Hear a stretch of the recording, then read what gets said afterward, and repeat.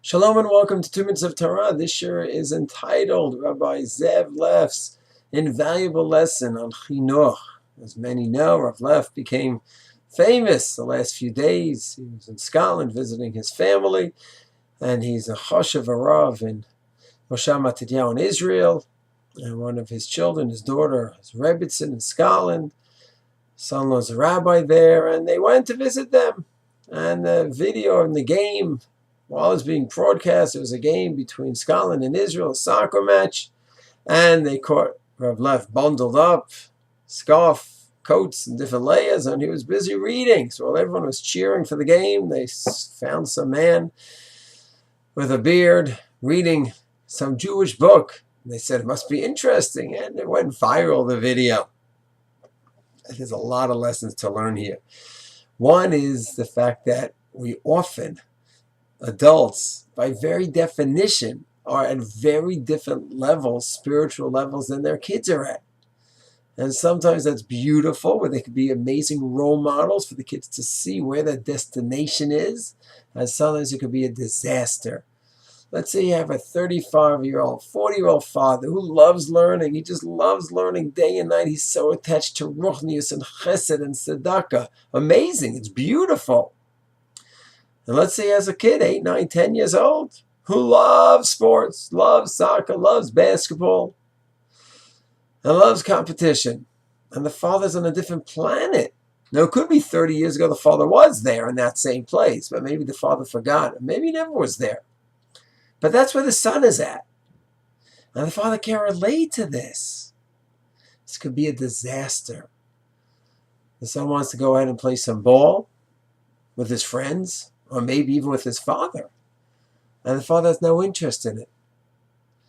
So the fact is, he has no interest in terms of emotionally. That's not where he's at in life. That's not his natural interest anymore. And maybe it never was. But for the sake of his child's chinuch, he should be interested in it. And if he goes ahead and stays in his own spiritual world, and he doesn't join his child at all in his world or in her world where he or she is at, or even mocks it, looks down upon it, that could be a problem, because it could just create a wedge in the relationship between the father and the child. And that's a disaster. Because then the father, in certain ways, might be the greatest role model in the world with his spirituality and his chesed and all that. But as far as the son is concerned, he's just non-existent. Some can't relate to him. He's from another planet.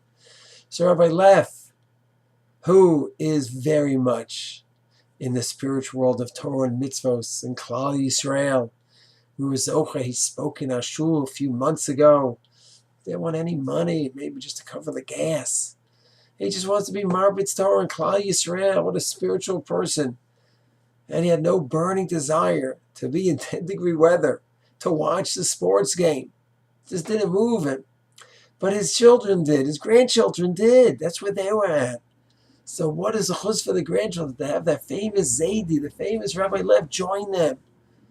And they didn't go ahead and stay home, he learned. He went there. And while he was there, he's learning. He's with the children. They're watching the game. So he's learning. He's making good use of his time, but he's there for his children. And they could remember that they went to the big soccer match that they were so excited about. They went with Zaidi and the Rebbitzin and the Bubby.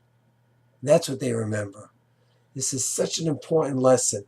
Because on the one hand, as we grow, we should become more spiritual and more attached to these ruchani things in life. But we have our children who are born connected to the physical world. And if we let that gap interfere in our chinuch and our education, our relationship, it could be a disaster. I remember myself, from mitzvah age, 11, 12, I started getting into running. 5K, 10K, 20K. Running the New York Marathon a few times in my high school years and after the high school year. I remember my parents, they were into sports and athletes, but running was not their thing to go ahead and run marathons. But they were with me and had taken me to Central Park, to the races. And when I ran the marathon, so it goes through all 5 boroughs in Manhattan, in New York. From Staten Island to Brooklyn, the Queens, Bronx. All 5 boroughs. in Brooklyn. And they met me. This was before cell phones. They met me in every borough. Were they so into marathon themselves? I don't know. But I was. And what was I doing? Spending my whole life on marathons? No, I was learning. I was going to college. I was going to graduate school. I was doing good things, but I loved these things too. And whether they loved them or not, my parents, didn't matter. They knew I was into it, so they went with me. They ran with me, so to speak, in it. They were more exhausted after the marathon than I was because they were driving around in all 5 boroughs. So to me, these are great models of Chinuch, the Rabbi Leffs of the world, who spiritually are not in the world of soccer or basketball or marathons. But for the sake of Chinuch, you join your children. The lesson is so invaluable that we all have to learn from Rabbi Leff to be there for our children, Ba'asher Sham, just where the child is at, and enjoy the activities with the children. And even if it's not chashuv for us, it's not important for us, it's important for them, it should be important for us. And then, if we're with them in their physical world where they're at, then there's a good chance. And as they progress, they'll become more spiritual and more focused on Klal Yisrael, spiritual matters, Torah, mitzvot, chesed.